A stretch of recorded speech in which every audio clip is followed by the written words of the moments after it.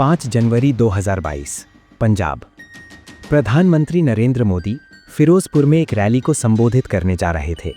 मौसम खराब था, हेलीकॉप्टर उड़ान नहीं भर सका, इसलिए सड़क मार्ग चुना गया। काफिला आगे बढ़ रहा था। सुरक्षा के कई स्तर सक्रिय थे, स्थानीय पुलिस तैनात थी, रूट क्लियर बताया गया था। लेकिन जब काफिला एक फ्लाईओवर पर पहुंचा, अचानक गाड़ियां रुक गईं। सामने प्रदर्शनकारी मौजूद थे, सड़क पूरी तरह जाम थी, आगे बढ़ना संभव नहीं था। प्रधानमंत्री की गाड़ी फ्लाईओवर के बीचों बीच खड़ी थी। 1 मिनट बीता, फिर 5 मिनट, फिर 10 मिनट, करीब 20 मिनट तक देश का प्रधानमंत्री खुले हाईवे पर रुका रहा। एसपीजी अलर्ट मोड में आ चुकी थी। हर दिशा पर नजर रखी जा रही थी। संभावित खतरे का आकलन किया जा रहा था। फ्लाईओवर एक ऊंचा और खुला स्थान था, सुरक्षा के लिहाज से संवेदनशील। अगर किसी ने दूर से हमला किया होता तो प्रतिक्रिया का समय बहुत कम होता। स्थिति गंभीर थी। फैसला लिया गया, काफिला तुरंत वापस लौटेगा। रैली रद्द कर दी गई। दिल्ली तक संदेश पहुंचा, प्रधानमंत्री सुरक्षित हैं। लेकिन सवाल उठे, रूट पहले से साफ क्यों नहीं था? स्थानीय प्रशासन की तैयारी पर्याप्त थी या नहीं? जांच शुरू हुई, रिपोर्ट मांगी गई। इस घटना ने साफ कर दिया, प्रधानमंत्री की सुरक्षा में एक छोटी सी चूक भी राष्ट्रीय चिंता बन सकती है। पंजाब की घटना के बाद सवाल सिर्फ एक राज्य तक सीमित नहीं रहे। सवाल था, क्या प्रधानमंत्री के खिलाफ कोई बड़ी साजिश पनप रही है?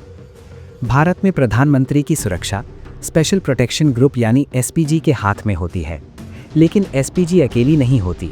इंटेलिजेंस ब्यूरो, एनआईए, राज्य पुलिस और केंद्रीय एजेंसियां सभी मिलकर सुरक्षा का जाल बनाती हैं। हर यात्रा से पहले एडवांस सिक्योरिटी लाइजन मीटिंग होती है, रूट तय होता है, संभावित खतरे की सूची बनती है, भीड़ की प्रकृति देखी जाती है, राजनीतिक माहौल का आकलन किया जाता है, सोशल मीडिया मॉनिटर किया जाता है। पंजाब की घटना के बाद इन सभी प्रक्रियाओं को और सख्त कर दिया गया। खुफिया एजेंसियों को कुछ इनपुट पहले भी मिले थे, संभावित विरोध, संभावित अवरोध और सुरक्षा चुनौती। लेकिन इनपुट और वास्तविक स्थिति के बीच कभी कभी अंतर रह जाता है। सुरक्षा तंत्र में सबसे बड़ा खतरा होता है मानव त्रुटि। यदि रूट पूरी तरह सील ना हो, यदि स्थानीय समन्वय कमजोर हो, तो खतरा बढ़ सकता है। प्रधानमंत्री की हर रैली में स्नाइपर तैनात होते हैं, छतों की जांच होती है, ड्रोन पर निगरानी रहती है, भीड़ में प्लेन क्लोथ्स अधिकारी मौजूद रहते हैं।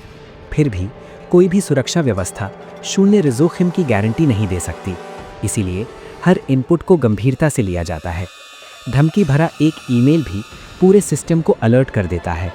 हर कॉल ट्रेस की जाती है, हर संदिग्ध गतिविधि की जांच होती है। पंजाब की घटना ने एक चेतावनी दी, खतरा हमेशा सामने से नहीं आता, कभी वो व्यवस्था की कमजोरी में छिपा होता है। और इसी चेतावनी के बाद प्रधानमंत्री की सुरक्षा और भी सख्त हो गई। आज का खतरा सिर्फ बंदूक और बम तक सीमित नहीं है, खतरा अब डिजिटल भी है। सोशल मीडिया, जहां एक पोस्ट कुछ ही मिनटों में लाखों लोगों तक पहुंच जाती है। प्रधानमंत्री के खिलाफ कई बार सोशल मीडिया पर धमकी भरे संदेश सामने आए। कुछ पोस्ट में सीधी हत्या की धमकी, कुछ में उकसावे वाले बयान, कुछ में झूठी अफवाहें। साइबर सेल 24 घंटे निगरानी रखती है। हर संदिग्ध अकाउंट की जांच होती है, आईपी एड्रेस ट्रेस किया जाता है, डिजिटल फुटप्रिंट खंगाले जाते हैं। कई मामलों में धमकी देने वालों को गिरफ्तार किया गया। कुछ लोग सिर्फ ध्यान खींचने के लिए ऐसा करते पाए गए। लेकिन हर केस को गंभीर खतरे की तरह लिया जाता है, क्योंकि डिजिटल नफरत कभी कभी वास्तविक हमले में बदल सकती है। खुफिया एजेंसियां ऑनलाइन चैट ग्रुप्स पर नजर रखती हैं, संदिग्ध गतिविधियों को मॉनिटर करती हैं। प्रधानमंत्री की रैलियों से पहले सोशल मीडिया ट्रेंड्स का विश्लेषण होता है। किसी भी संभावित हिंसा के संकेत पहले से पहचानने की कोशिश की जाती है। आतंकी संगठनों के खिलाफ अंतर्राष्ट्रीय स्तर पर भी सूचना साझा की जाती है। हर बड़ी सभा से पहले एंटी सैबोटाज जांच होती है, metal detector, dog squad, drone surveillance, क्योंकि खतरा कभी भी किसी भी दिशा से आ सकता है। प्रधानमंत्री पर हमला नहीं, ये देश की स्थिरता पर हमला है। और इसलिए ये लड़ाई हर दिन, हर पल जारी रहती है। प्रधानमंत्री की सबसे बड़ी ताकत जन समर्थन, लेकिन भीड़ जितनी बड़ी होती है, खतरा भी उतना ही जटिल हो जाता है।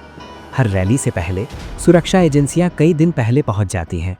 स्टेज की जांच होती है, मंच के नीचे तक स्कैनिंग होती है, आसपास की इमारतों की तलाशी ली जाती है, छतों पर स्नाइपर तैनात किए जाते हैं, डॉग स्क्वाड हर कोने को सूंघकर जांचते हैं। एंटी सैबोटाज टीम घंटों पहले से काम शुरू कर देती है। भीड़ के प्रवेश के लिए कई स्तर की चेकिंग होती है, मेटल डिटेक्टर, बैरिकेड, पहचान की पुष्टि। फिर भी भीड़ एक अनिश्चित तत्व है। एक अचानक धक्का, एक संदिग्ध हरकत, एक अनियंत्रित स्थिति और अफरा तफरी फैल सकती है। एसपीजी की नज़र हर समय प्रधानमंत्री पर रहती है। उनकी चाल, उनकी दूरी, उनकी दिशा, सब कुछ तय प्रोटोकॉल के अनुसार होता है।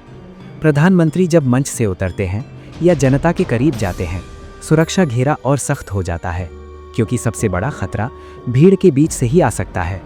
इतिहास गवाह है, भारत में जनसभा के दौरान हमले हो चुके हैं। इसीलिए हर रैली एक नियंत्रित ऑपरेशन की तरह चलती है, लेकिन जोखिम पूरी तरह कभी खत्म नहीं होता।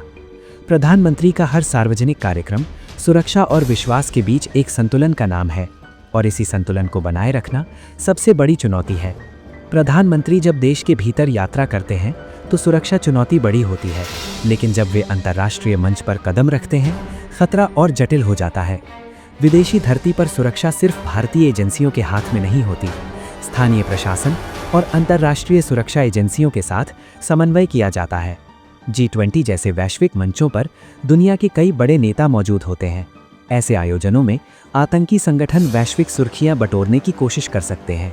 इसलिए हर दौरे से पहले एडवांस सिक्योरिटी टीम कई दिन पहले पहुंचती है।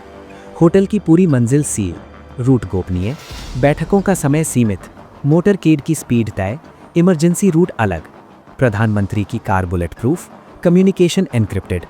हर सार्वजनिक उपस्थिति मिनट दर मिनट प्लान की जाती है। सीमा पार सक्रिय संगठनों की गतिविधियों पर निरंतर नजर रखी जाती है। खुफिया एजेंसियां साझा इनपुट के आधार पर खतरे का स्तर तय करती हैं, क्योंकि विदेश में एक छोटी सी चूक अंतर्राष्ट्रीय संकट बन सकती है। प्रधानमंत्री की सुरक्षा अब सिर्फ राष्ट्रीय मुद्दा नहीं, ये वैश्विक जिम्मेदारी है, और हर दौरा एक हाई रिस्क ऑपरेशन की तरह अंजाम दिया जाता है। प्रधानमंत्री की सुरक्षा एक दिन का ऑपरेशन नहीं है, ये हर दिन चलने वाली प्रक्रिया है। हर सुबह खुफिया इनपुट की समीक्षा होती है, खतरे का स्तर तय किया जाता है, रूट अपडेट होते हैं, एसपीजी की ट्रेनिंग लगातार चलती रहती है, रिएक्शन टाइम सेकंडों में मापा जाता है। काफिले की हर गाड़ी एक निर्धारित स्थान पर चलती है, डमी रूट भी तैयार रहते हैं, इमरजेंसी मेडिकल सपोर्ट हमेशा पास होता है। प्रधानमंत्री जहां भी जाते हैं, एक अदृश्य सुरक्षा घेरा हमेशा उनके साथ चलता है। भीड़ के बीच, संसद में, विदेश यात्रा पर या किसी अचानक कार्यक्रम में सुरक्षा प्रोटोकॉल कभी ढीला नहीं पड़ता। पंजाब की घटना ने सिस्टम को चेताया, डिजिटल धमकियों ने सतर्कता बढ़ाई, अंतर्राष्ट्रीय मंचों ने जोखिम का दायरा बढ़ाया, लेकिन हर चुनौती के बाद सुरक्षा व्यवस्था और मजबूत हुई। प्रधानमंत्री पर हमला सिर्फ एक व्यक्ति को निशाना बनाना नहीं, ये देश की लोकतांत्रिक स्थिरता को चुनौती देना है, और इसलिए ये लड़ाई जारी है। सुरक्षा बनाम साजिश, सतर्कता बनाम खतरा, हर दिन, हर पल।